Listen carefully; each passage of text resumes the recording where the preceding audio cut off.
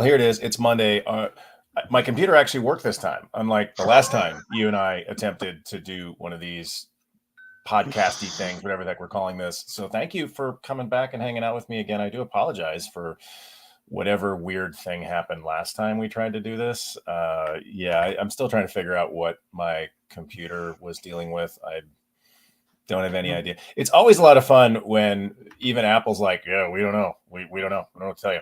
Sorry, you're on your own, dude. It's like, okay, we're going to have to completely reformat this machine. That's the only thing we can think of now. And sorry about that. So away you go. So I'm glad that so far, at least, my computer has been cooperating. Although I will say it's not a lot of fun to have to reestablish a machine. I'm not going to lie. That's just not a very enjoyable experience. So Corneil, thanks for coming back. I appreciate it, buddy. Thanks, Nate. It's great to be here. Yes, now it's fun to play with technology and to try and make it work. I mean,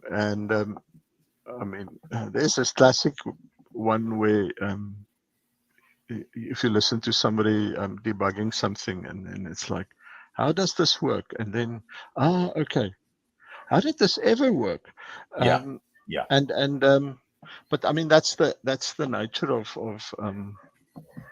software nowadays, because not everything comes from one place, and even if it does, it doesn't come out of one lab. So it just has the same label on, and that does present its challenges.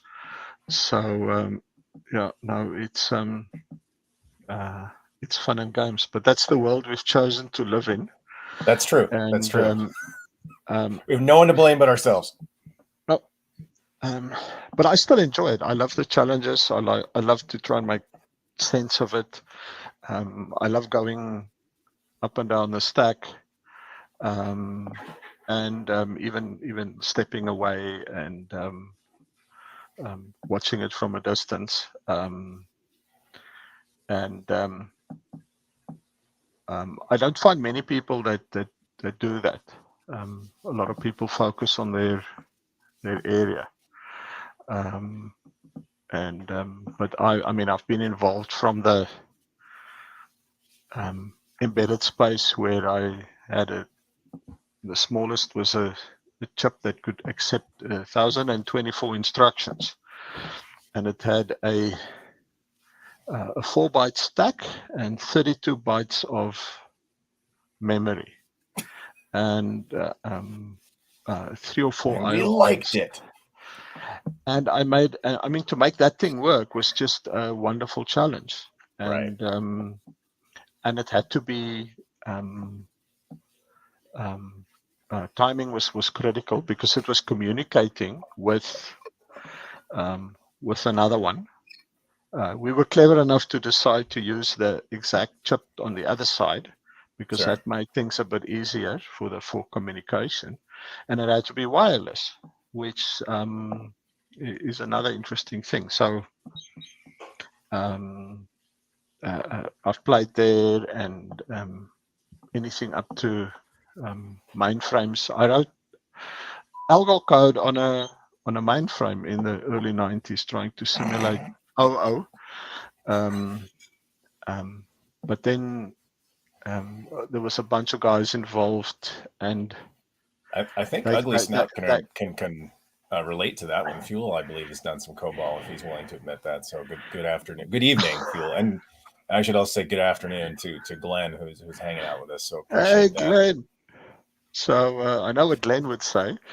Hello, hola. That's what he would say. Bless your heart, Glenn. Bless your heart. Yes. So, but my God, Fuel is actually working with Cobalt from time to time right now as we speak. That's hard for me to get my head wrapped around. But Godspeed, Fuel. Godspeed. Yeah. So trying to do OO with algol on a Burroughs mainframe was interesting. And then even at that stage, I was basically seen as a junior, and I I was trying to convince these guys that we shouldn't try and do multiple inheritance, and they were stuck on that. And Sure. so eventually I jumped out and I went and I wrote my own C++ course and presented that. And As one does. but as you know, there's no better way than to learn than to prepare to teach. I mean, there's this ugly thing going around that says that those who can't teach, but that's not true, because to really teach, I believe you have to know how. And in those days, there weren't many people who knew how. So I just jumped in and tried to build stuff. So I tried to rewrite some of my old Pascal code into C++ and things like that, and learned a lot. But those were fun times. And I'm not sure I agree, Fuel, that multiple inheritance can be used successfully. I'm a little more hesitant to go down that path, my friend. But I understand lots of things can be used successfully, but the likelihood maybe is a more interesting question. Yes, no, I would say, well, anything is possible if you know, if you use enough violence. But I mean, I'm lucky in that I've built software that's lasted. I mean, I built embedded systems that we shipped in '94. We built 15 prototypes, and last I heard, 12 were still in use. Wow. And that was about 7 years ago. And I don't think many people can say that. I worked on a Treasury system in the mid-late '90s that's still in production. Mm-hmm. That was when I left it. It was 2 million lines of C++ code that had no memory leaks. We were pretty proud of that. But that's where we, I mean, we worked so hard on our developer experience. Sure. Because so the average developer just didn't have to think about that, because the model we built allowed them to not worry about the deleting stuff and things like that, because it was taken care of. Sure. And they could focus on building their the business logic. And I think that's part of its success, is that it's probably the people who are working on it are still able to understand the code and make changes. Sure. Because that's what it's about. And even if you think it's not going to change, the only time it's not going to change is if you've embedded it into hardware, right, and you've shipped it, and that's it. That's it. Can't reburn it. It is what it is. But everything else, I mean, I worked on quite a few embedded systems that was made to be updated because things have changed. Sure. And we have to adapt to that. I worked on medical systems where we actually separated the UI was actually an Android tablet, and the thing that did all the time specific and all the let's call it critical work was a combination of a microcontroller and some FPGA. Sure. And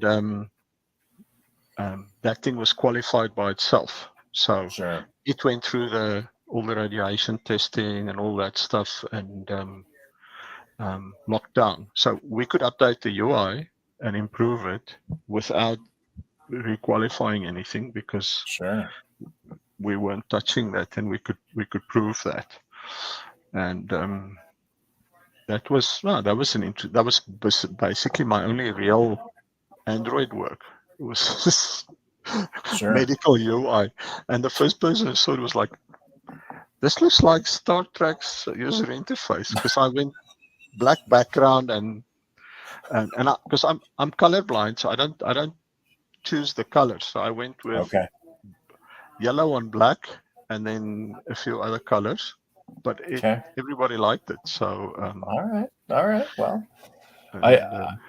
So Fuel thinks that, or would say, some say inheritance is fundamentally flawed. I wouldn't go that far, but I would say it's certainly overused, and the way we teach it is not optimal. I think we jump into it too soon, and part of that's sometimes language design. Where okay, well, just don't worry about this object thing we're inheriting from. We'll worry about that later, And we sometimes confuse that as a reuse mechanism as opposed to a byproduct. That's so true, because we have to. I mean, and we want to point at nature, but no, not nature. Not a lot of that in nature. Nature makes you think it does inheritance. It makes you think it has multiple inheritance. Not a lot of that, though. No. It arrives at the same point through different paths. I saw an article the other day that said what we would identify as a crab has developed independently at 5 different occasions, and everything looked like a crab.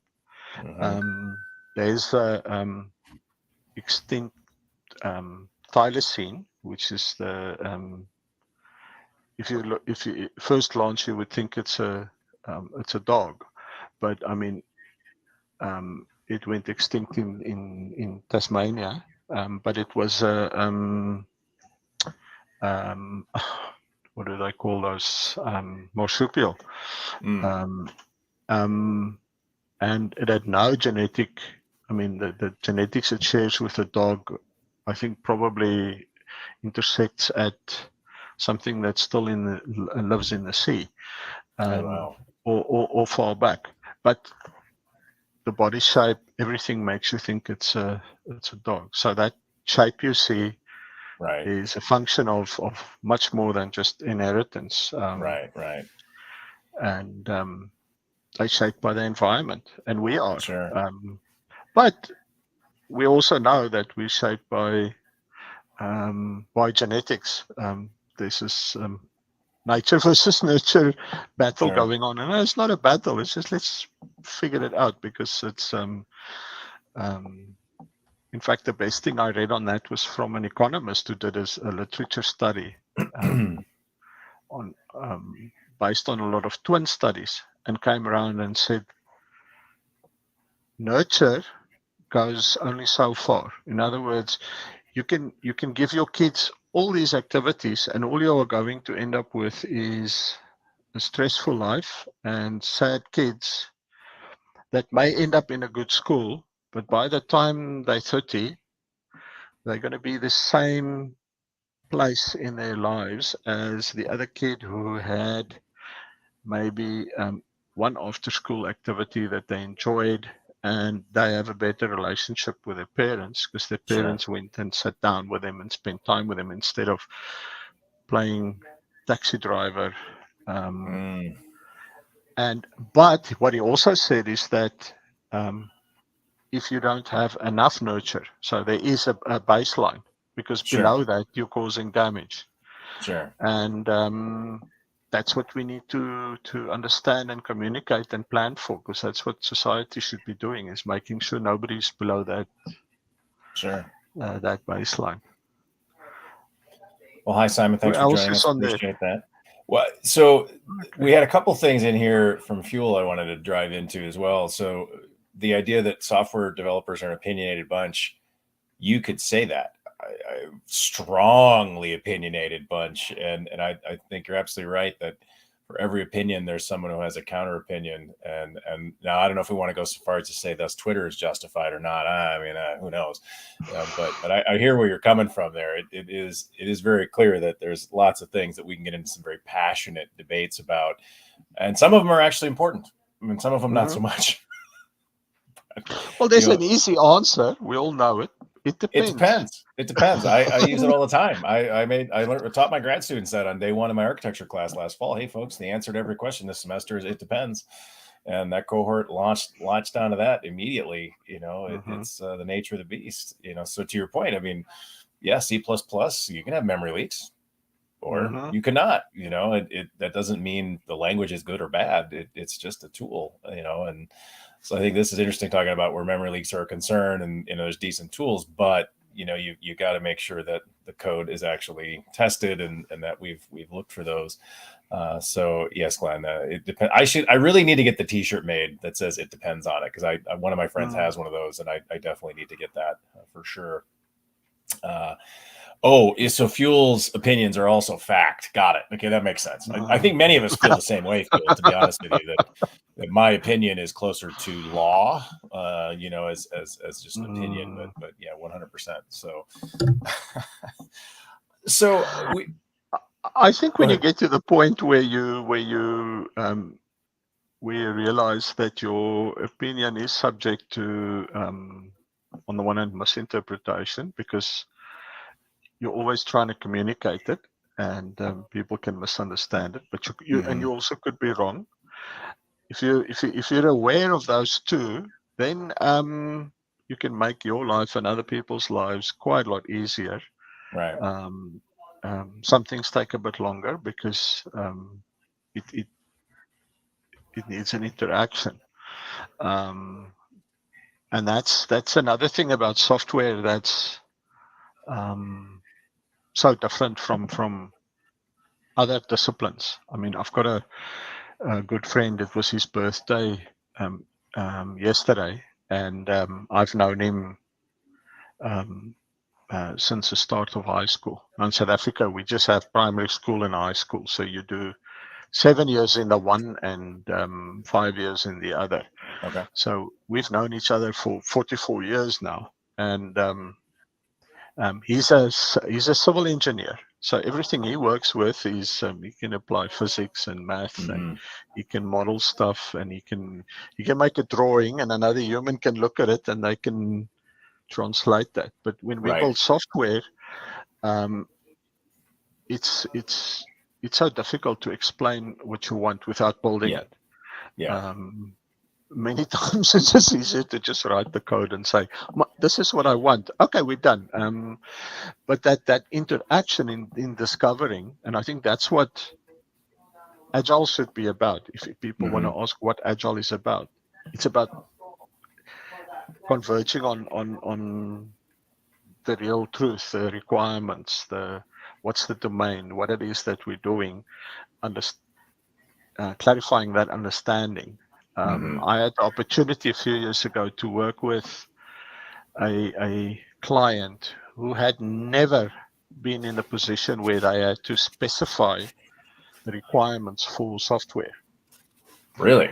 Okay. And most of them came from a legal background. Okay.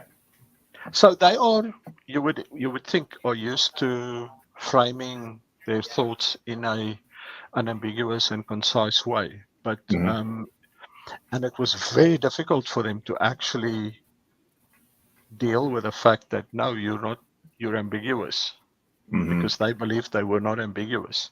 But I had to ask the question and say, look, what you say here can go that way or that way, because you want me to build the software to make a decision to go to another part of the process. That decision is based on the state of the system, and that state is based on various things that happened. And then we're talking about this process, but then all of a sudden they want to come back here because of something that happened. And I'm like, no, but we decided to move on.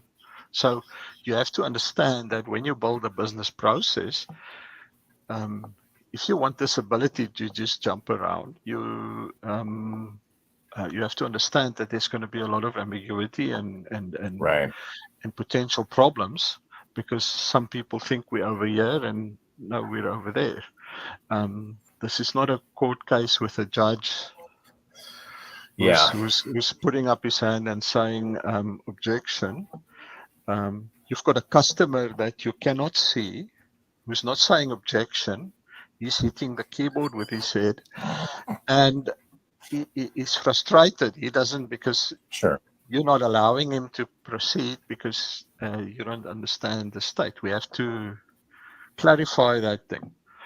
And that whole process is just so interesting. And I mean, I've gone through it so many times, and yet you still get surprises and you still learn Right. about it, because you will always be amazed about people's inability to describe what they want. But I think that's understandable though, because you look at your friend who's a civil engineer, and these building buildings, building roads, things like that, we've been doing for millennia. And we have, just countless learnings from that, right? This material, an engineer knows this I-beam made with these materials and with this cross can hold this much weight. And there's rules and there's physical properties that they can all put in. So when their customer comes to them and says, I need a 14-story building, oh, well, local building codes mean we need to do X, Y, and Z. And in order to do, they have laws basically they can apply to that. We don't have that. Yeah, but yet. the universe has written some of those laws, which is a great thing. Absolutely. And we come in with those as assumptions, whereas in software, we invariably don't have those, because it's people who want something to happen, right?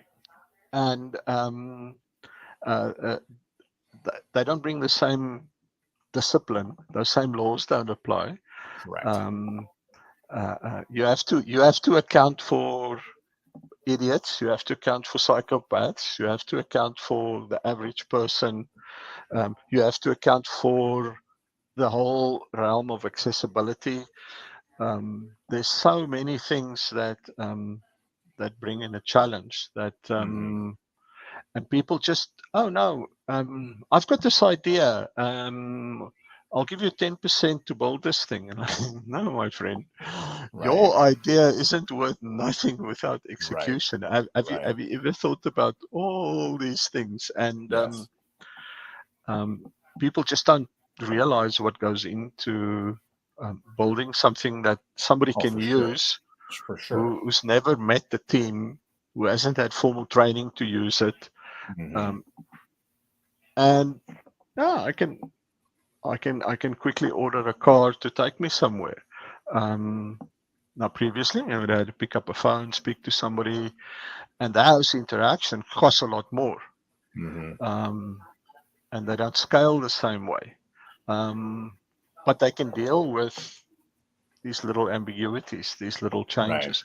Some of the challenges we have, Uber was built for and tested in a country where addresses are usually fairly unambiguous.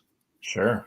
In most places. I read the other day about somebody saying, I get the stuff dropped off on my lawn and I don't know where it comes from. And it turns out they live in a suburb where, because in South Africa, when they number streets, this street starts from 1 to X. That street starts from 1 to X.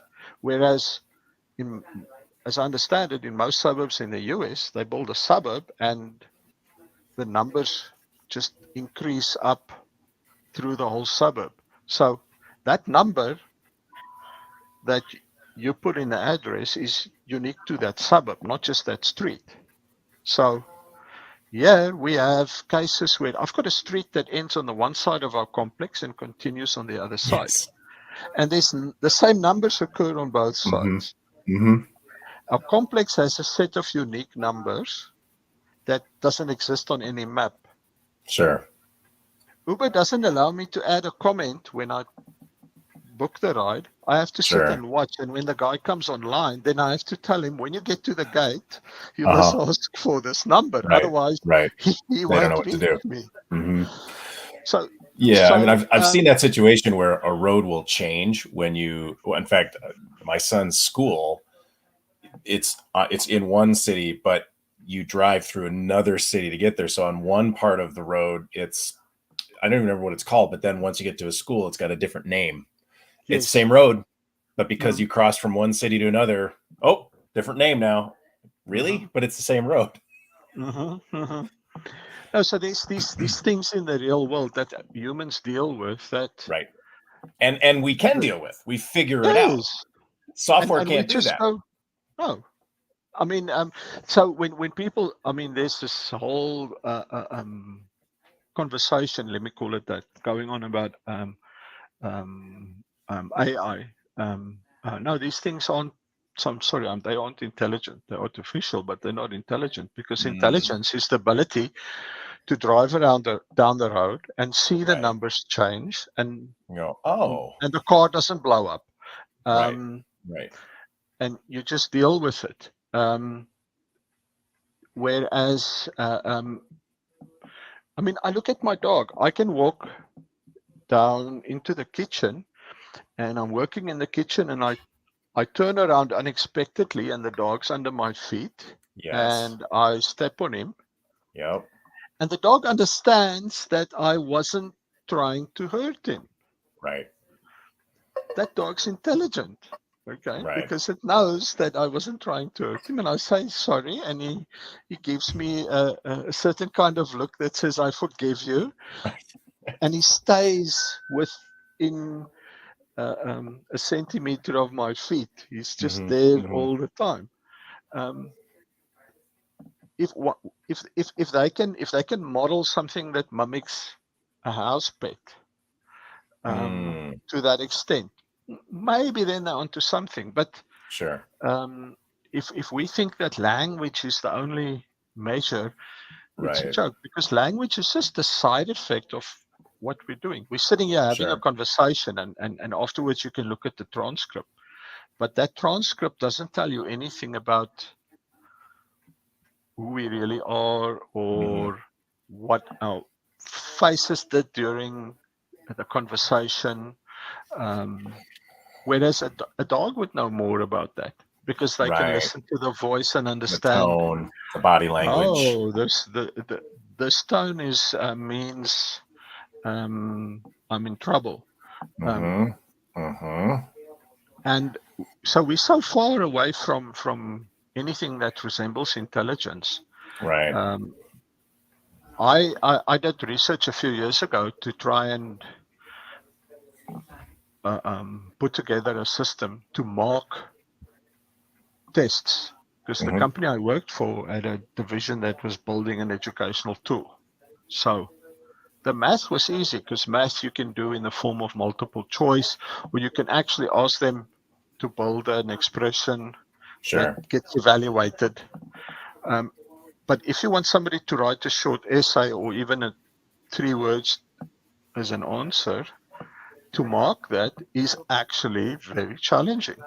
Sure. And we did some research, and then I realized, no, but this space is just is not up to speed, because nothing we found came close to what we needed, because 85-90% isn't good enough, because you need something that can literally verify information given a range of sources, and then understand the mistakes people can make. So, for example, if it's a history question, you have certain leniency for spelling mistakes.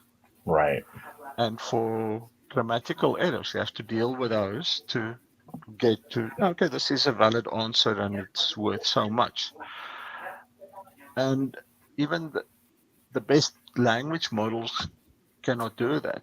They can try and compare to an expected output. No. Do we want people to parrot and mark them on that? Then it's easy. String contains? Nope, 0. I don't need a worldwide cluster to do that one.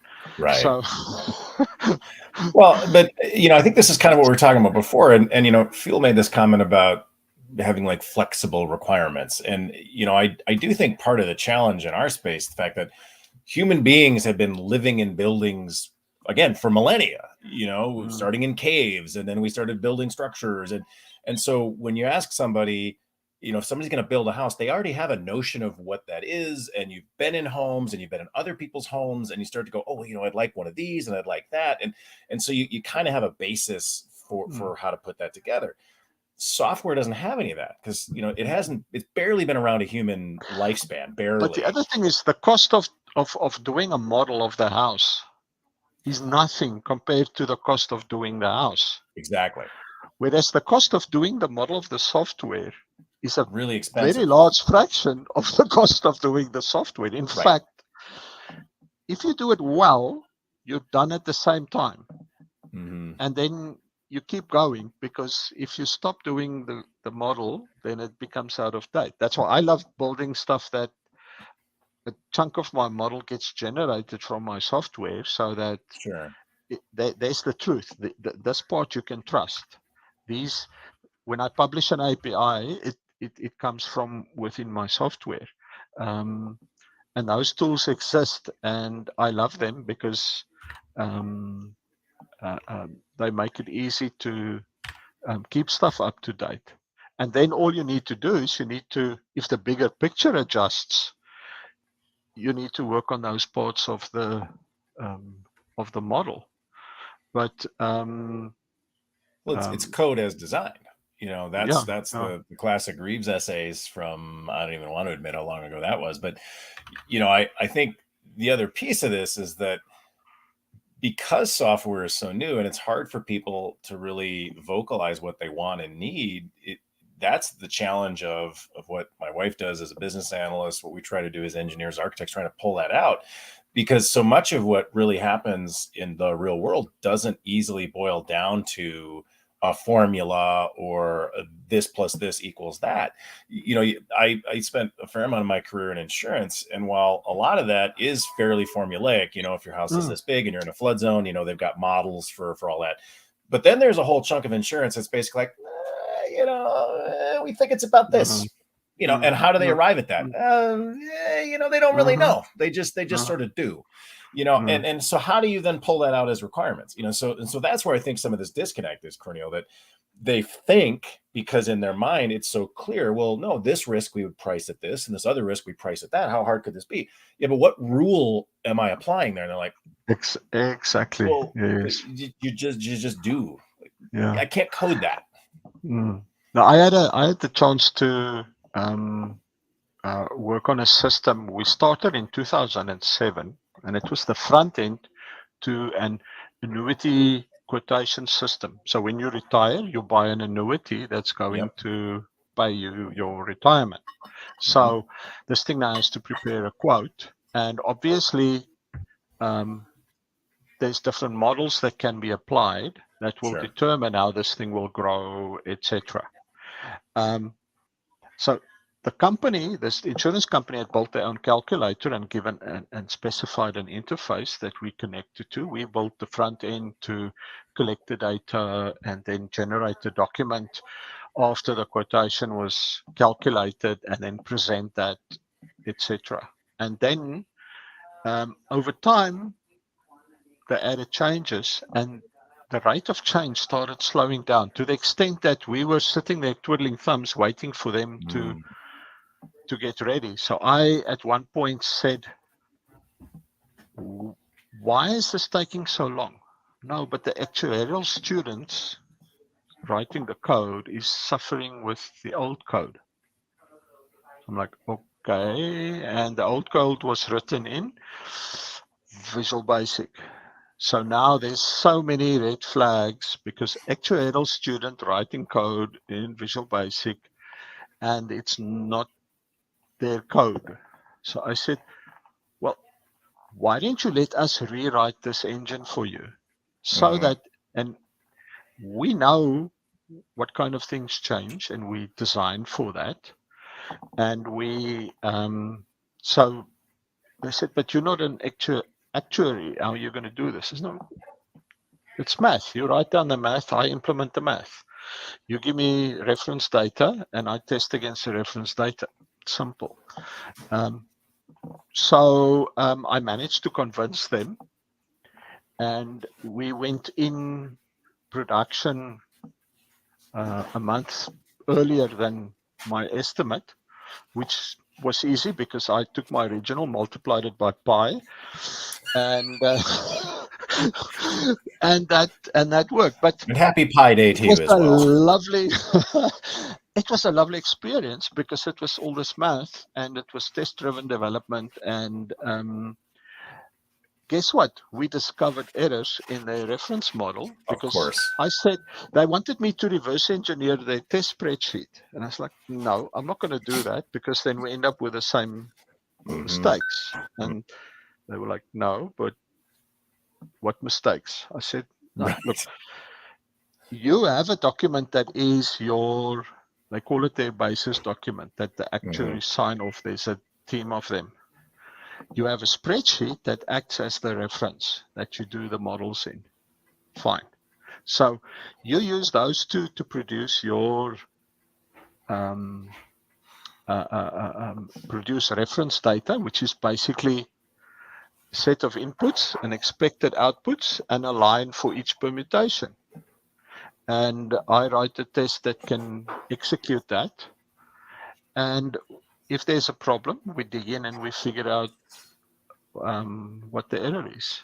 And the nice thing is the guy who was working on the reference spreadsheets was able to put his any ego aside, and we could dive in, tackle the problem, find it, and fix it. Whether it's my error or his error or ambiguity in the basis document, we could fix it. So we could move very quickly and get this thing out. And that was a great experience to do because the person had that I worked with had the answers or could very quickly get the answers, and it was math. And that kind of software is just such a pleasure to work on because your aim is zero ambiguity. And then for the first time in more than 10 years after the system went live, we had quotes that to the cent matched the reference system, and we basically had our, because some of the calculations were done in float and then brought up to a decimal, but we allowed for 7 digits of so 1e minus 7 was our comparator. So we had a comparator with an answer that said, okay, divided by this, and if they're still the same, then we're good. And that was a great experience. But most projects aren't that well defined because there's people involved. Right after that, we had to do the business process that kick in after the acceptance of the quotation. Oh man!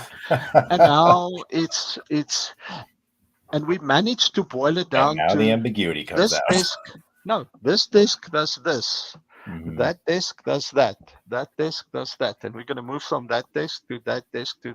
Can you move back? Yes. Okay.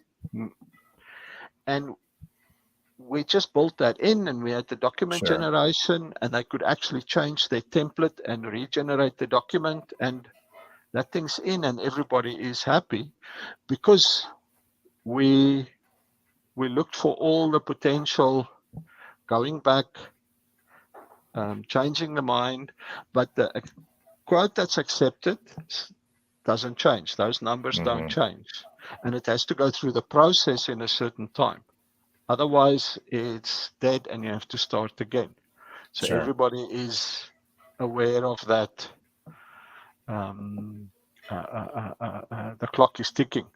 But most software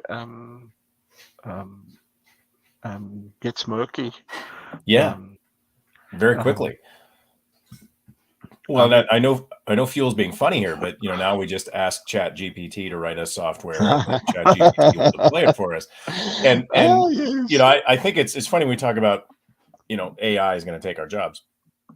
I don't see that happening anytime soon. I think it may assist us, and I think we may be able to use it to help us in ways that we haven't quite scratched the surface of yet. But to your that's point, always happened. Of course it has. Well, I mean, look when at the shift. GLs came out, everybody was like, no, these are going to make programmers. BAs write software. No. Yeah. Cobalt, you don't even need programmers anymore. Moves quicker. Yeah. The every tool, if you give the guy a better tool, that guy with the skills can build the same thing faster. If you give a carpenter a nail gun, you save him a lot of time of not hitting a hammer. But he's going to do a better job with a nail gun than somebody who's never held a nail gun. Well, that was going to be my next point, Corneil. You can give me a nail gun, and it's not going to end well. No, because somebody's going to get in the hospital. Somebody's going to get hurt. Probably going to be me, and it's not going to be done well. Even though, well, you gave me the nail gun, and so yes, Glenn, we're definitely in a time machine as we're banting these things about. But to your point, we get these new tools, and it takes a little bit of time to figure out how to use them. But the demands on our systems keep going up. The things that people want, the things that were acceptable or that would meet requirements 20 years ago now are like, oh no, that's total table stakes. We need something that does this crazy thing that you didn't even conceive of. And so these tools in many ways are just allowing us to keep up with the increased demand and the increased requirements. And yet we all think we're working for Google or Facebook and we have to scale horizontally. When no, most systems aren't going to see more than one user at a time, never mind millions. I was lucky enough, 20 years ago, I worked at Standard Bank and internet banking was my baby. So, it was early days. So in South Africa, we would see on our internet banking system, at any point, there would be 50 to 80,000 people active transacting. And so when I joined, we had this big Sun E25K running 4 partitions of internet banking with a load balancer in front. And when it started hitting 60%, then people got nervous. Sure. And so my first job was to calm that by figuring out where it was spending time and why, how to improve the performance. 2 years later, we moved off to 4 entry-level Sun Intel servers that cost a fraction, 2 orders of magnitude of the less of the price. And we were running on peak. First Monday of the month was usually peak. We were hitting 30% CPU because I had reduced our bandwidth usage by to 30% from its original bandwidth. And the part that was internet banking was basically when the request hits the web sphere and then it goes out the other side to the mainframe. That time through there is what we had to deal with. And that long tail would now get nuts under load. And I got that down to about 20 milliseconds from a long tail that was sometimes a few seconds. And just before I left, we rewrote that in Spring. That was my first Spring implementation, and that was 2005. And that implementation was recently converted to Spring Boot when they moved off. And there's not large chunks of it they didn't have to touch. They just left it as it was because it was fine. I have to punt Spring, not because I'm on the team. I'm on the team because of that experience. And I wanted to be part of this, building this thing and doing that, bringing that to people, because I saw the value and everybody, a lot of other people experienced the same value. But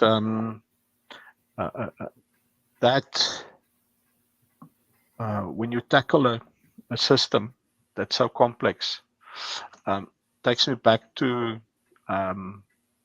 one of my very first, let's say, big projects. I traveled with a colleague to Potchefstroom. This is about 30 years ago. It's a town, university town, about 100 miles west of Johannesburg. And we met up with 2 professors of electronic engineering and another guy was, and they were quick to point out that he was not a professor.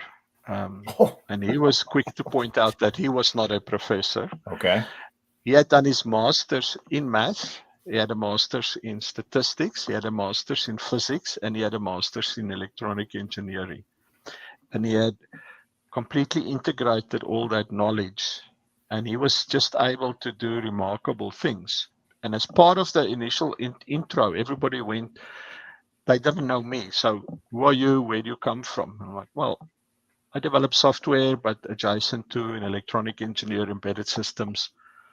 I was a little boy helping my dad install TV aerials when South Africa got television, and that piqued my interest. And he says, well, let me tell you about television. And then he went on to explain how close to a miracle it is that you see a color picture on a tube from a terrestrial signal. Mm-hmm. And he went through all the math. And the reality is that your brain, the human brain, is doing a large chunk of the work to make you believe you're just looking at a color image. And that's the part that nobody really accounts for. Right. Is our perception, even though we would, it's actually very similar. When I was small, I remember thinking, do other people see the world the same way than I do? Right. And because you don't know. Well, I've thought about that a lot. You know, the color I perceive as blue, like what do you see as blue? I'm sort of red-green colorblind, so that means that some of the colors don't come out as clear. Blue is a good one for me, and yellow is a good one for me. But the greens and the browns and the reds, they sometimes get mixed up.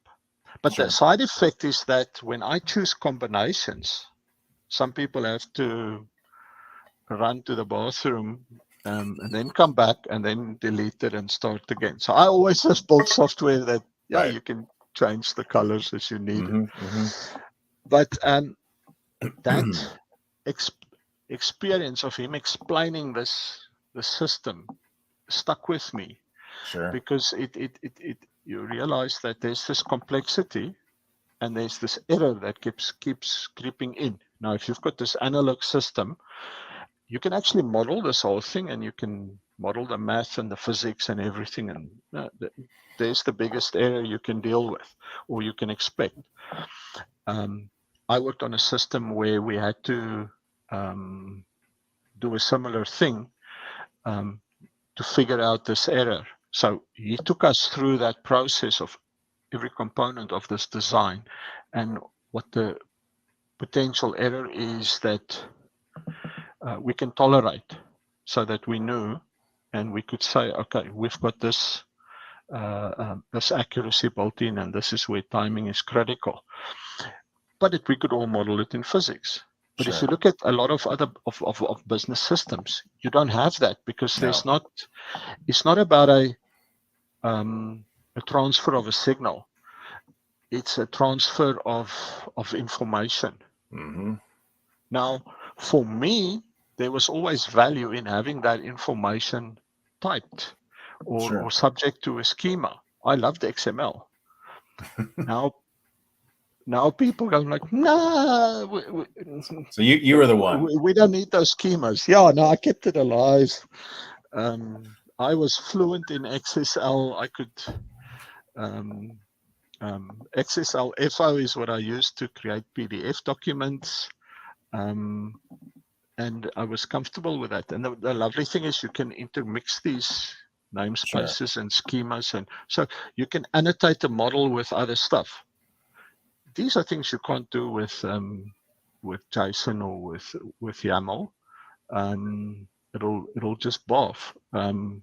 So I don't understand why all of a sudden everybody went, no, we're not interested in this. And yet this thing was powerful, and it was unambiguous, and it was pretty solid, and you could latch stuff onto it. Now you always have to wrap your things in something else if you want to add an aspect. Whereas I could have an XML schema and I could have other elements that sort of annotate something and says, this thing means this, or treat it this way. And then when you encounter that, you know what to do. But in these other tools, you don't have that, and people don't seem to appreciate that. And it doesn't have to add complexity; it adds capability, it adds freedom. So there's things that disappear, and it's like people don't understand what the value was. Sure. The classic was the new owner of Twitter who decided that no, we'll have to rewrite this thing because one change made it break.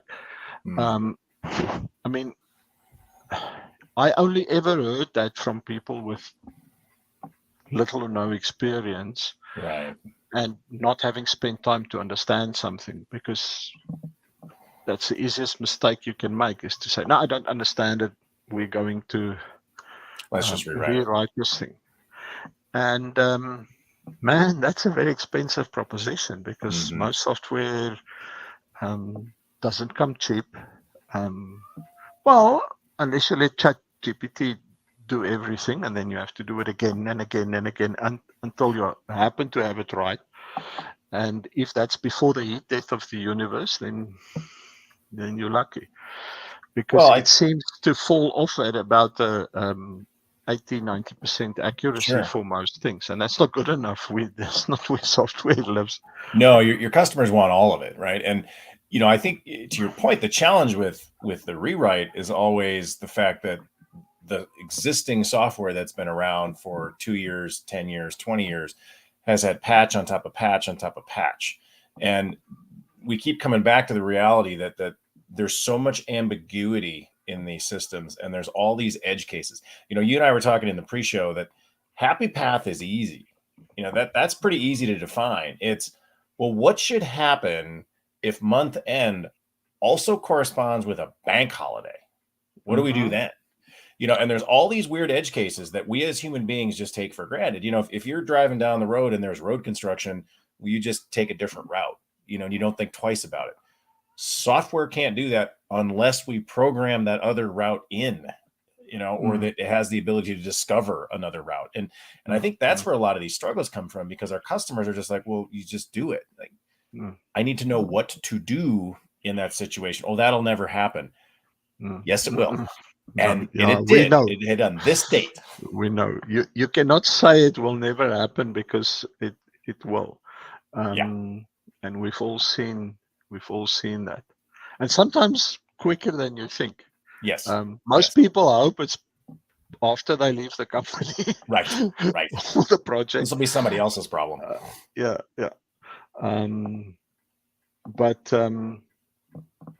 It's I love the challenges and the just that process of learning. I think talking about learning, it's a big part of education. I saw something this morning. Somebody said, by having an AI write your code for you, you're not going to learn a thing, because that process of struggling through finding that solution and having your whole body involved in that process is the learning experience. Whereas if you just see the end result, you don't learn to become a Formula One race driver by watching Formula One races. Right. Because then I would have been in the field. Right. Okay, well, the fact that I've fallen asleep halfway through because that they hit a certain frequency that just sort of resonates with, okay, sleep time. Yep. But yes, there's some things you can learn by observation, but there's so much that you cannot learn. And problem solving, to the extent that we need to do it, you don't learn by by observation. You learn by By getting doing. in, by wrangling with this Right. problem. And now the flip side of that is that there's so much to learn that you don't have time to wrangle with everything. Right. So you have to choose, what do you wrangle with and what do you Right. observe or skim over. And now, okay, there is a solution to that problem somewhere. And when this thing arises, then I will go and find that solution. And I don't see kids being taught how to learn to learn. In other Right. words, how do you solve a problem? How do you find an answer to a question? How do you evaluate content to determine whether it's good or bad? Because if you have to implement code for 2 hours and then discover, no, this guy who wrote this tutorial was on chat GPT and some narcotic, and he published it, and something he said made it resonate with people, and that's why it's got likes, and that's why it's up in the search, or he's paid for that to appear in the search. So you Right. discovered it, but it's garbage, and it took you 2 hours of your life to now have to unlearn this thing. And our minds are strange. We don't Right. unlearn that easily. I've repeated mistakes so often because I went beyond the mistake to a certain extent, and it's Right. part of a certain emotional experience, and now it's stuck there. Right. And we can't go and go, okay, delete. That's not how. I wish we could. It would have been lovely, because then you can filter out these things, but we can't. We're stuck with our Right. minds as they work, and we have to learn how to. So I've got this set of notes that become less and less searchable as time goes on, but that I use to sort of guide me. And sometimes it's more difficult to remember which terms is going to get me to the answer than to find the answer, Right. because language is so limited. Sure.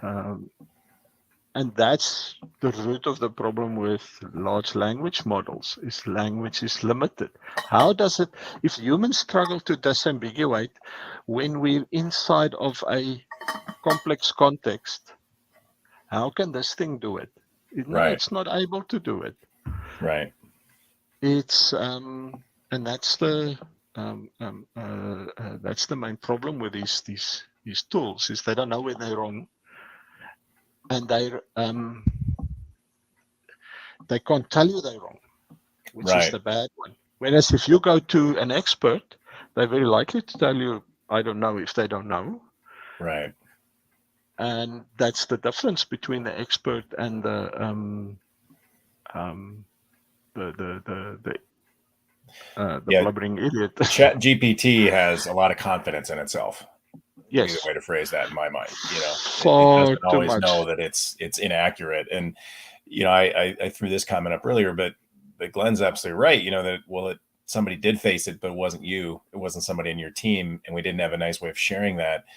The analogy or metaphor I'd use there is my son just got his driver's license. And for the last several months, when I've been driving in places, I've been trying to point things out to him, like, hey, did you feel that? That was because there's a little bit of ice right there. And did you notice how overnight it froze? And that guy, he's going to cut across us, and I don't have any way of knowing why I know that's going to happen. You drive long enough and you start to feel that, oh, this guy's going to cut all the way across all these lanes, and this person's going to swerve in and out. And so I don't have a way of giving my son the recipe for that.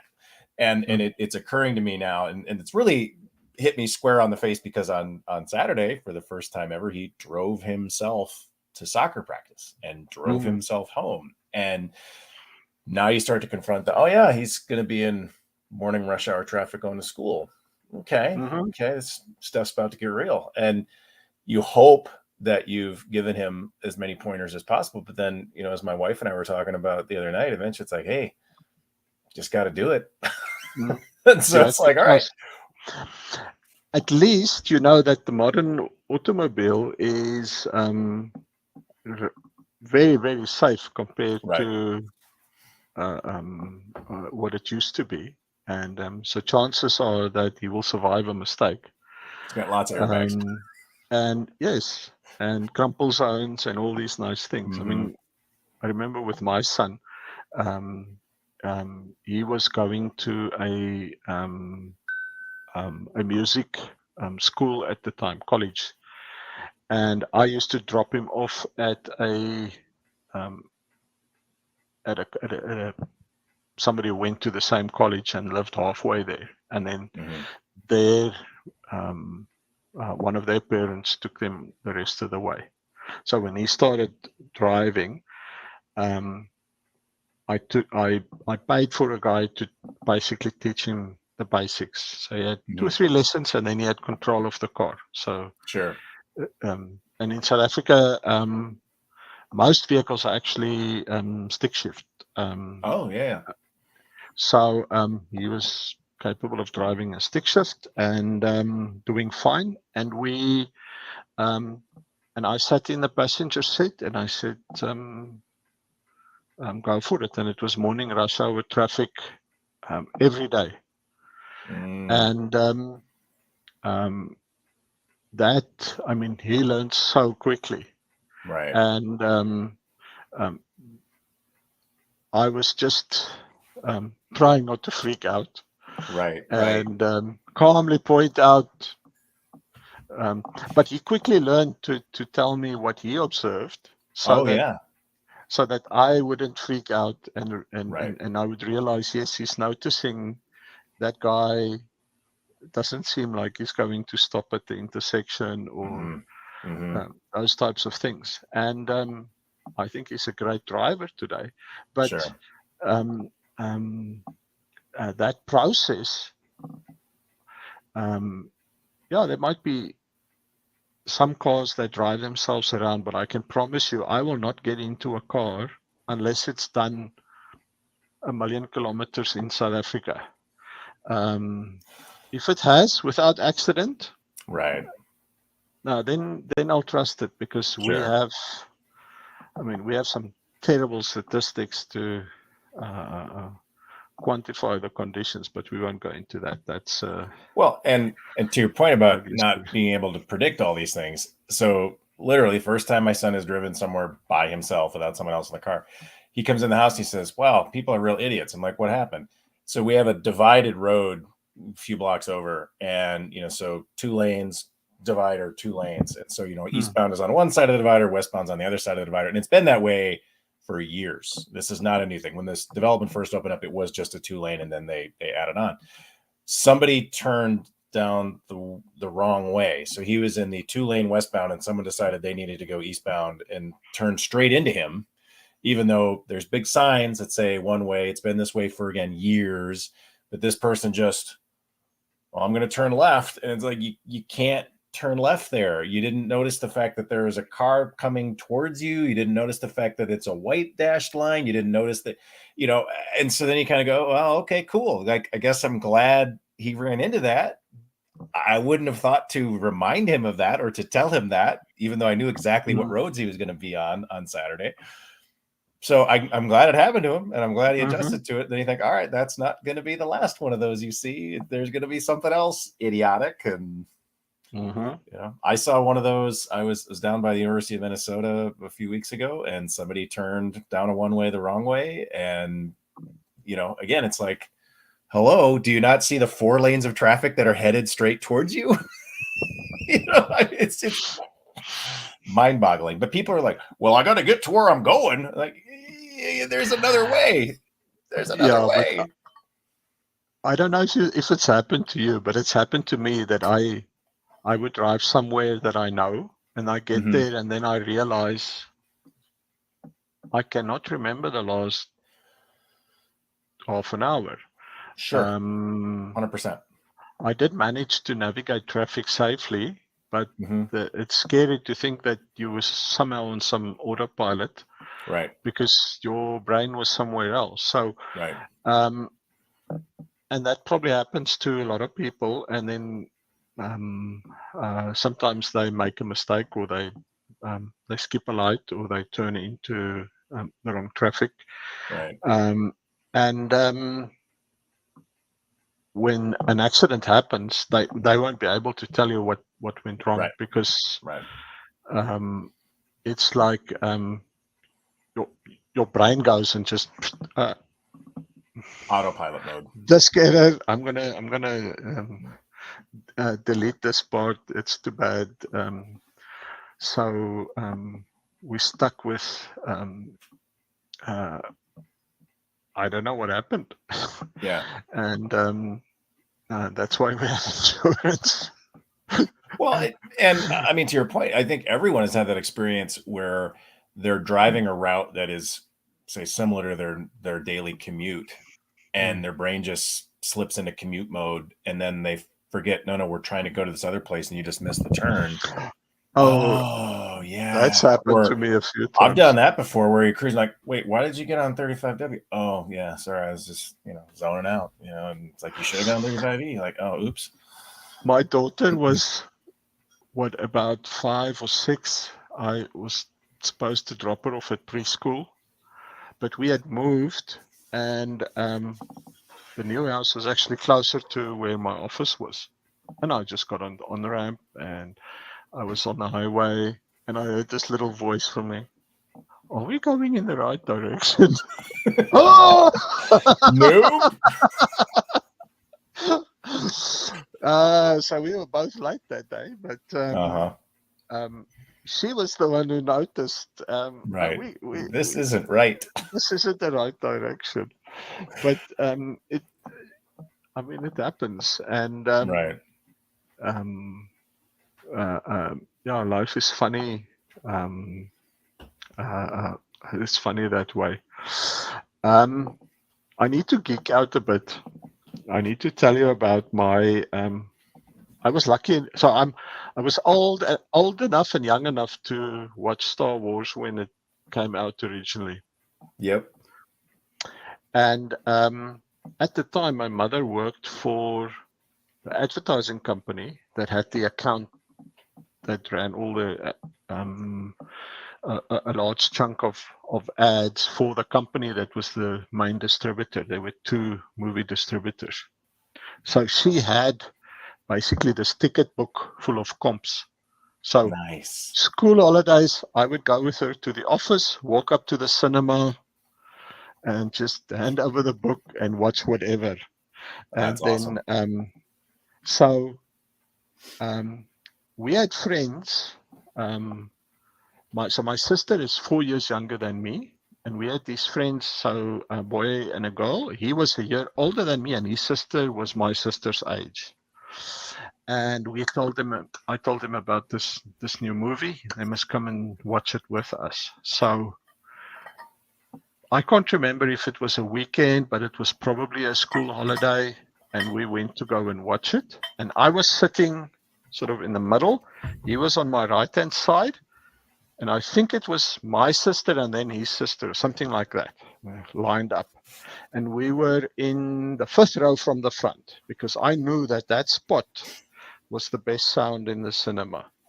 Because my dad used to work for the company that did the cinema installations, and I went with him when they tested the speakers, and they had to adjust them. And I had to lie on the floor with the mic. Oh, wow. And while they ran the pink noise generator, and then you would move on. And then eventually said, that's the best spot. So I knew that's the best spot. And for Star Wars, I mean, it did get an Oscar for sound. So, So we're watching the movie, and sort of halfway through the trash compactor scene. Oh, yeah. He grabs my arm, and he literally bites. He's just chewing my arm. What? And I managed to grab my arm back. And after the movie, I'm like, what was that about? And he says, I was just absolutely terrified. And I'm like, but But I why did you told write you, me? I mean, it's in the title, Star Wars. Mm-hmm. Now, I mean, people might have heard me say I come from South Africa. My accent is not, and English is not my first language. He told me, but I thought this was a sequel to Black Beauty because he had heard Star Wars. Oh God. Yes. Oh So, no. so that's a running family joke. My pronunciation of Star Wars led him to believe we were Oh my watching gosh. Star Very Wars. different movie. And yes, and this one, he was not expecting this level of Mm-hmm. intensity. Mm-hmm. But yeah, that was my second viewing. But it didn't take away from it. It probably added to the tension and the excitement. But yeah, I still love the geek universe. Like I said to my friend Glenn the other day, I prefer spending time in some imaginary world instead of day drinking. Sure.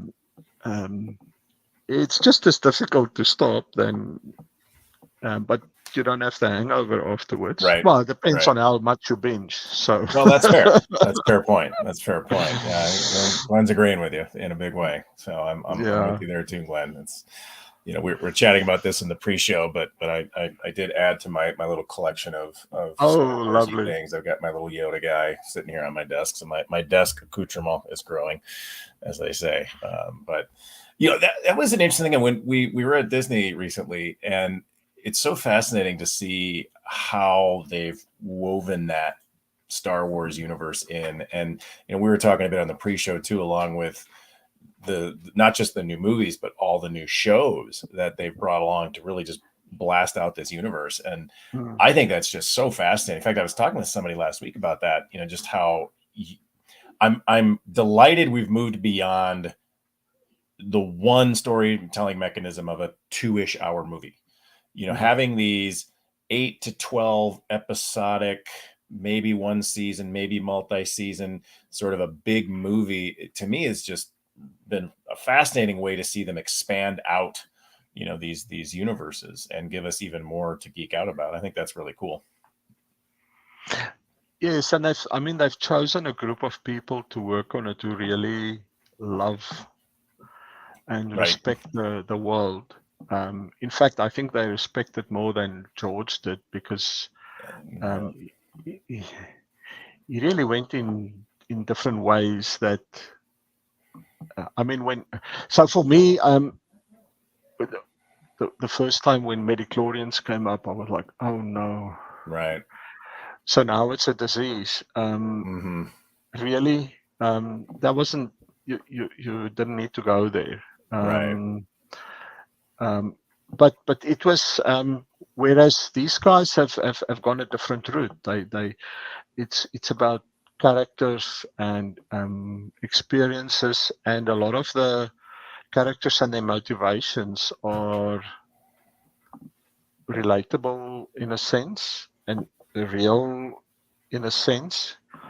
Whereas if you look back at the original movies, I mean, they were an incredible experience. But if you really analyze the stories, they weren't nearly as strong as what we're seeing now. Right. We see evil people who are damn evil. We see heroes who are conflicted, like they should be. It's nothing's clean cut. We see normal people on the fringe of this this thing that's not even aware of the Force and the Jedi and things like that. They're just trying to make live their life. Right. So you're watching this and you're aware there's this bigger universe, but nothing pulls you out of what's happening with this this character and their journey and experiences. And so I think it's just great TV. I mean, if you look at today, you compare the top 50 TV shows and the top 50 movies, I know where I'd spend my money. 100%. It's the bar is pretty high. Yeah. And yeah, that if you're going to spread a story over 10 hours, well, then you can do a lot more with the characters. And if you don't, then shame on you. Right. If it's just one long car chase, then you've Yeah. wasted 10 hours. And they've really done great. And I love these animated shows like the Bad Batch and those, because it's just as valid. And in fact, they managed to cram a thrilling story into 30 minutes. Yeah. That's difficult. We know, like, prepare for a talk. 15-minute talk. I need 2 weeks to prepare. 2-hour talk. No, I can do it off the cuff. Right. It's workshop, no problem. Let's go. It's really difficult to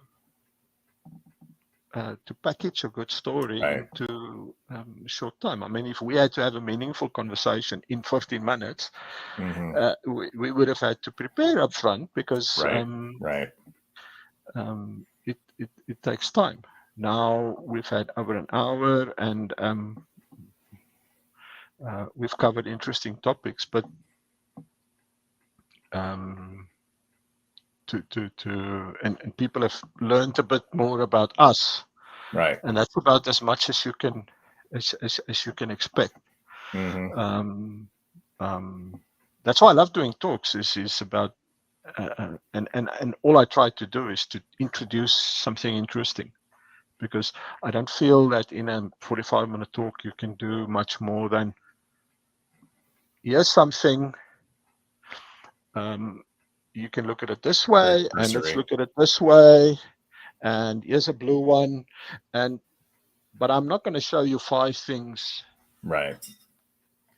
Because then you're lost. I'm gonna show you one thing in a few different ways, and just try and open you up to some ideas, and give you the resources to go and explore.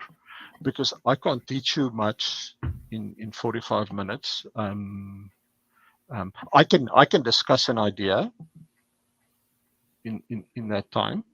I mean, if you can take one aspect of software complexity or software architecture or that, and you can take a slither, and you can have some discussion, and then you spend 2 hours in the hallway. Right. Oh man, I missed the hallway track. I run the Jozi-JUG, and we've been virtual since lockdown, and I haven't started this year again because our attendance was so low when we were virtual. I think Glenn will agree that the attendance of virtual has been very low. So I put up a poll to do you want to go in person, virtual, other comment. And it was 100% in person, but I had 4 responses. So I think this work from home has made people it's overload.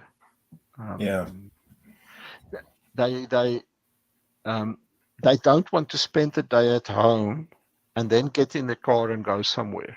Right. They might stop off somewhere on the way home. And then there's more inertia to overcome when you're already home to get you to leave to go to somewhere. Exactly. So I don't know if sushi is going to even get them out of their home. I don't know what's going to get them out of their home to come and have an in-person meeting. we have to figure it out. It's changed because so many people are working from home. Right. Because companies have seen that they save a lot on the cost side, and if you do it well, you don't have a loss in efficiency. In fact, you need some discipline to get people. But please stop working after this time. Right. Shut down, because you can literally burn out if you're just going at it all the time. Because I find myself, if there's a problem to solve, I'll keep going at it, and I force myself to get up, get out, close the door, and spend time with my wife rather than the problem, because it's going to be there tomorrow. Right. But then it depends on who's your boss, whether they can understand this or not. Right. I'm lucky now. I work for people who do, and I've been working from home for about 7-8 years now. So it wasn't that big a thing for me. Right. But I think for many other people, they're still trying to figure it out, and it's not easy. And I'm happy, very thankful that my kids are out of the house. I cannot imagine trying to work from home if you have kids, especially smaller children. That must be a real challenge. Right. I can't. I just don't even. I can't imagine. That's like virtually impossible. Right. No, I agree. You know, I mean, I've been remote now 6+ years. I can't frankly imagine going back to a desk job, real job, whatever you want to call it. I'm actually kind of surprised at the organizations now that are pushing back and really getting aggressive with people about wanting them in the office 3-4 days, 5 days a week in some cases. And I just don't understand the logic beyond, well, we weren't able to get out of our office lease, or we have this office space we don't know what to do with, you know. And I also find it kind of irritating that you see a lot of politicians in particular who are trying to push for, well, we need to get people back downtown because we have all these businesses that rely on people being downtown. Well, maybe there's another option. You know, I mean, I really get annoyed when it's, we got to do it the way we've always done it. Why do I have to participate in burning down the planet when I'm spending 2 hours a day commuting? Right. When I could have spent that time with my family. Right. What a difference. Or on my health or whatever. So, no, but if you spend those 2 hours working, then you're not doing, you're going to get burned out. And right. I've seen people do themselves in by just slogging at it, and we don't realize our mental capacity drops off rapidly, because you're inside your body. Your feedback cycle isn't that great, so you don't realize that you're slowing down until your forehead hits the keyboard and it start making a beeping noise. You're not going to be aware that you're actually slowing down. I had an interesting experience. So in 1996, I joined it was a startup essentially, building a treasury system. And I was young, and at those stage, I was not afraid of working 2-3 days in a row to get a problem solved, and I've done it regularly. So, and walked in there, and everybody was doing 14-hour days, and it was a matter of, are you not if you're working on the weekend, but which days, and is it both? I was on that train for a while, and then our anniversary came up, and we had actually booked a weekend away, and I had notified everybody, and everybody was happy with it. And come Friday, I literally asked for half of Friday off so that we could leave early and arrive before the sun sets. So come lunchtime, now there was a problem and a reason why I couldn't go away the weekend. And I just said, I'm sorry, we can talk about this on Monday. Sure. And I just ignored it all, enjoyed the weekend, came back, and before I had finished pouring my coffee, my manager came and apologized. Wow. And we changed it at that point. Now, he was Serbian. Okay. He had fled during the early 90s when the war broke out. He had actually come back from having spent 6 months in Japan after he had done his master's. Their team had won a prize, and the company that sponsored this was in Japan, and they invited him over to visit multiple companies within this group over the span of 6 months. And then he came back and he went to visit his brother who ran a nightclub in Croatia, and he's Serbian. So now what happened was they got a message from somebody that said the Croatian security police are searching for Serbians.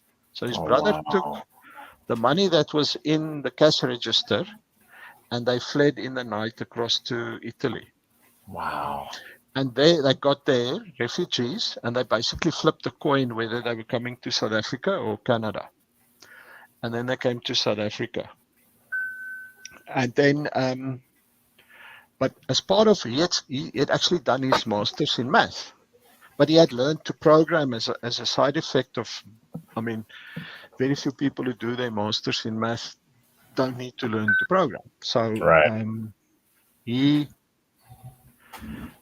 landed up in software, and I don't know how he met the people who had started the company, but we met because I was doing this C++ training, and I was in partnership with another guy. We were selling software. Anything that we found that looked good, we ordered from the States, tested it out, and if it was good enough, we negotiated a discount, and we imported and resold. So we had an ad in a local magazine, and we were selling RogueWave, C++ collections, and a UI framework called Zap. Oh, wow. And there was a few, and CodeWrite, the editor, and a few, we called it, the ad said like, secret weapons for serious programmers. That was sort of our tagline. And he came to me because they were interested in using Zap, and that's how we met. And then they were approached by this group from the UK who wanted interesting in buying the company. VC group from the UK. They were looking for a Treasury product. Now they were then about 18 months down the line. Sure. And they had just put enough together to sort of demonstrate what they were doing, but the reliability and performance was terrible. And they made the mistake of doing a demo to a bank. So that was a disaster. But these people who wanted to buy basically said, we're looking for somebody who can help us do the diligence. So he said, well, we've met this guy who I think can do it, but he's not part of the project. We used him once to help explain MDI, multiple document interface in Windows, so that not everything is modal, that type of thing. And So they got me in to review the code and write up a report, and I did that. And then they asked for a meeting. So I went to meet them, talk us through this. How will you solve these problems? Okay, we'll do this and this and this. Do you want to join us? Well, yes. Why not? And then off we went. But this guy who had spent 6 months in Japan had actually absorbed interesting things that he was probably not even aware of. Right. So we basically he had used, he basically set up Exchange, had like a folder form thing, and he created forms to produce bugs and tasks. So we had a bug and issue tracker that was running in Exchange, and you worked on one task at a time. Sure. So we were a few small teams that aligned around a shared goal, everybody doing one thing at a time.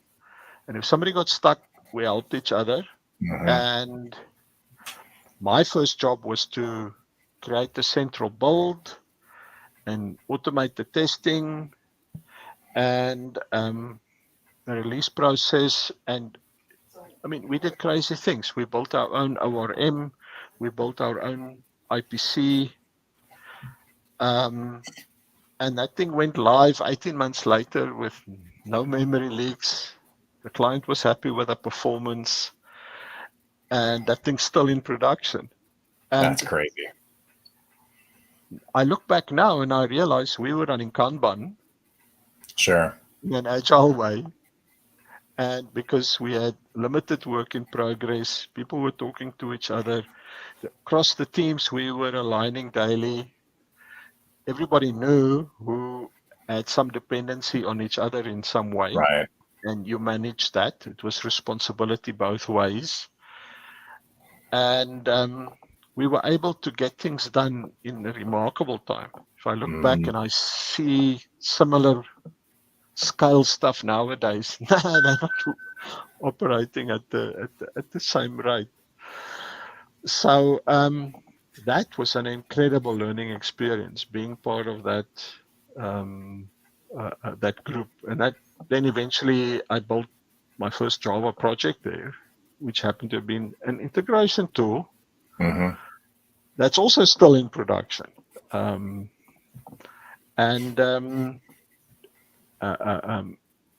It was a great learning experience. But looking back, I can identify the principles that Right. you have to apply to make it work. Right. Because we didn't have names for these things. We had Right. to describe them. Right. Then people came with names. I mean, when the pattern book shipped, and I went through the book, oh, okay, that's what you call it. No, that's what you call Yeah. it. That's because they weren't brand new. It was a matter of collating them and describing them. Right. Because I mean, I learned from Grady's book and from John Strousup's book, and they were describing a lot of these same things with different names. And Grady was coming from a pure design perspective, and John was C++, but it was the same patterns. Right. And then eventually they got names. Right. And I'm like, oh, okay, now I have to adjust because this is the name. And then I was lucky enough in 98, we had a conference here. I don't know who organized it, but they managed to get Alistair Coburn and Martin Fowler to keynote the conference. So I was switching between, because both of them ran workshops, half-day workshops. So I did one of Alistair's workshops and one of Martin's workshops. And lunchtime, I was sitting between them. That's and awesome. Talking. And that was just a wonderful experience. And to see the questions they asked and how they engaged. Right. I look back and I realize why they are who they are. And it's Right. because of the questions they ask, not the things they say. Those things come after lots of questions and lots of insight. And but that was an incredible experience and opportunity. And I was telling about what we were doing, and Martin was like, "Okay, how did you do this? Did you come across this?"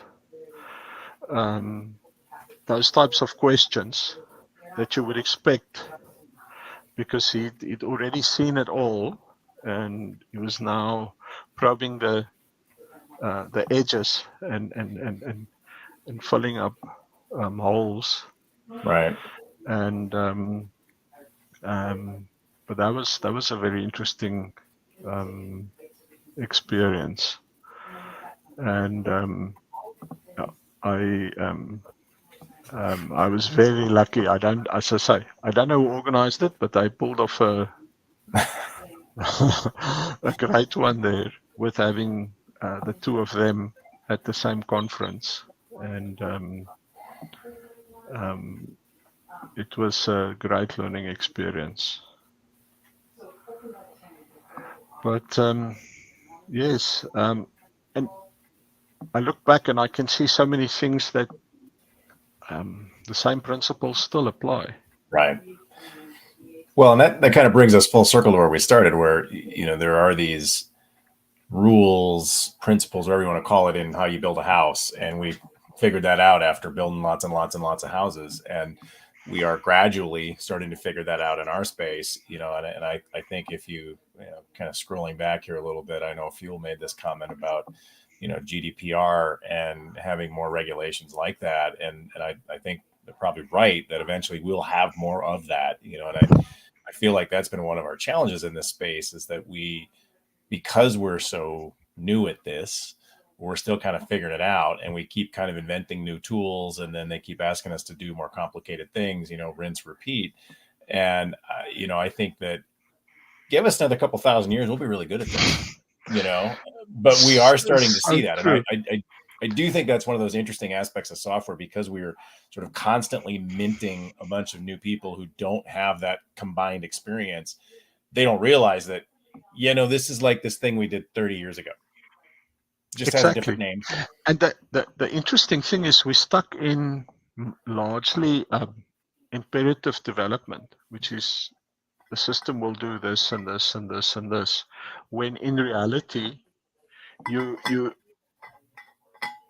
want the system to see a condition and be able to apply a lot of rules. I mean, I remember 20 years ago, there was a lot of excitement about aspect-oriented development. Yeah. Oh, yeah. But very quickly, everybody realized that the tools we have is not up to scratch. It's too complex, and then just abandoned it instead of trying to find ways to solve that problem. Because if you think about it, a lot of these things are aspects. I mean, if you want to build a system that manages personal data, but then you want to apply country-specific rules from the side. So how do you bring these things in? Right. And then you have to, with most tools now, that you have to be explicit about, okay, well, bring in the country-specific rule. Whereas if the code doesn't need to be aware of it, but it can still engage from the side somehow, then you can build a system that's a lot more adaptable and a lot more resilient. Right. Or when it says, hey, this error condition has arisen, I'm going to deal with it this way. Right. Whereas the happy path code just does its bit, and a lot of your error handling is aspect oriented. But I don't see those things maturing. They're still cumbersome to do, and which means that we have to stick with a lot of what we have and Right. be explicit about the complexity we introduce, and then Mhm. try and find a way to make it as unobtrusive as possible, or such at least that somebody can look at and say, what is this? Right. And then the editor allows them to explore that thing and say, okay, well, this thing could actually be all of these things, and now you can understand what they mean. Whereas with most aspect-oriented programming, you're unaware of it, and it just sort of, whoa, here I am, sneaks in from the side. Yeah, maybe So that's where that, some of these tools like ChatGPT might start becoming very powerful and useful for us as we go. yes, but that would imply a knowledge base to learn from, and that Right. knowledge base doesn't exist because this thing can't reason. It can't really solve a problem. It can predict a pattern um, it can predict code based on a lot of learned knowledge and a given um, problem or an existing context. And um, I mean, when I first saw model-driven architecture, I thought, okay, this will allow me to solve some of these problems because I can model these extra things in as with a constraint language and things like that, and then I can generate those things, and I can. And then people took that and they went in a direction where no, Yeah. I'm not going to drive that car. That thing's Right. too ugly. Right. Um, and it's happened so often that something that was on the right path went the wrong way, Hmm. or it was premature and then Yeah. disbanded and or abandoned before um, it could actually come to maturity. And now we Hmm. live with a second-rate version of it, um, and everybody thinks it's the best thing since sliced bread, and like, Right. no, but there was this thing once. I'll never forget in 1989 when I joined Nedbank. One of the first things I had to do was we were setting up the PC development division.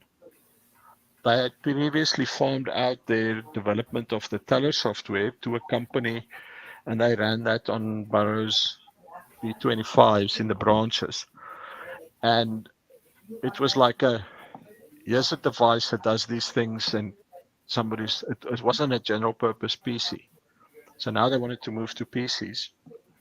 So we're going to do PC development, and people started talking about networking. So we were looking at the different things. And the first one we got, then if you ever came across Banyan Vines. So Banyan Vines was this network operating system that ran on SCO. You got a stack of disks this high, and you were installing disks. But this thing had this beautiful distributed directory with Sure. a relative naming system. So you could say /printer, and if you hooked it would print to your closest printer. Sure. And your desktop would be distributed. And if you moved somewhere else and logged in there, you would get your desktop Hmm. in 1989. But Right. these guys believed their product was so good that they didn't need to advertise it. In the Oh, God. meantime, in Redmond, there was a company who was prepared to spend more money on advertising than these guys spent on R&D. And they managed to ship this ugly thing called Windows, Right. version 3.